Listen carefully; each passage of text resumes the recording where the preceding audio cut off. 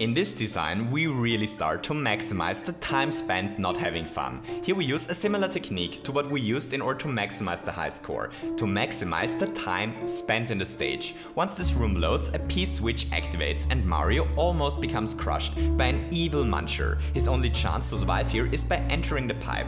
This pipe takes him into a room where another muncher almost crushes him again. This pipe leads back to the original room, where a muncher threatens to crush him, back to the room where he came from, and so on. The twist in this design is that the P-switch timer only runs for a few frames before Mario is forced to enter the pipe again. Because of this, about 6 real-life minutes pass before a poor plumber is allowed to enter the next pipe. We make sure that Mario is only able to enter the next pipe if the P-switch expires, by spawn blocking the muncher if there is no P-switch active. Then we play the same game once again. This pipe leads into this room, where a new P-switch becomes triggered. The reason why the pipes lead to different locations is because of simple pipe stacking. If 2 pipes which teleport Mario overlap, only one of them can be used as an entrance, but it's still possible to exit both. It's possible to create pretty evil troll levels just with this trick alone, but that's not what we're currently doing. We're maximizing the time Mario has no fun. In order to optimize this design, we block the second exit pipe here. This leads to a slightly longer exit animation every time Mario leaves the second pipe,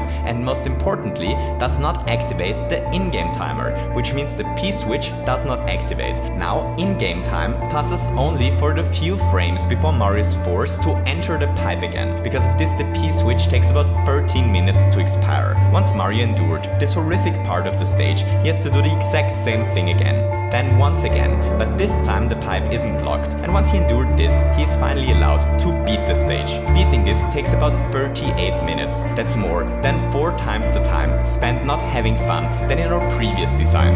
Hooray! Sadly, we're not able to add dozens and dozens of such pipe time waster cells into a single stage because we're limited by the amount of placeable warp pipes. So if we want to make this design worse, we need to be more creative. So if we aren't able to create more of these time waster cells, then we have to recycle those we already have. Here we have the exact same setup as before. Once again, it takes 38 minutes for Mario to reach the end of this pipe nightmare. But this time, he isn't allowed to leave the stage immediately, because this time there is a door that starts the whole cycle new. And once Mario made it through it again, he has to do it all over again. And again, and again, and so on. 9 times. Because at the end, we hit a super simple counter contraption. Every time this area becomes loaded, this bomb goes boom and destroys one of those blocks. The bomb is reloaded the next time Mario enters this area, but the blocks aren't. Because of this, Mario needs to enter this area 9 times until the block that prevents him from exiting is destroyed. This multiplies the time it takes Mario to beat the stage by 9. So in order to beat the stage, we have to spend over 340 minutes while not having fun. That's almost 6 hours. Now that's a really, really bad Mario Maker stage. But this is still not the worst. We're able to theory craft. We can actually make this way, way, way worse. Now that we have a decent starting point, let's add a little bit of randomness to it.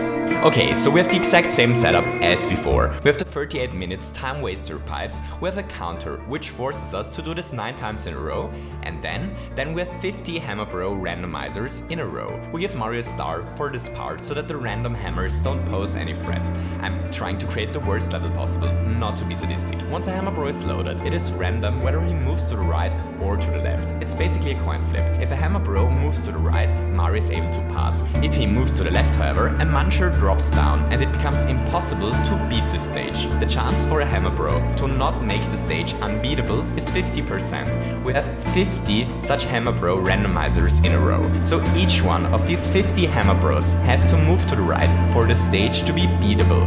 That's 1/2 multiplied with 1/2 50 times. The chance for this to happen is about 8.9 multiplied with 10 to the power of -16.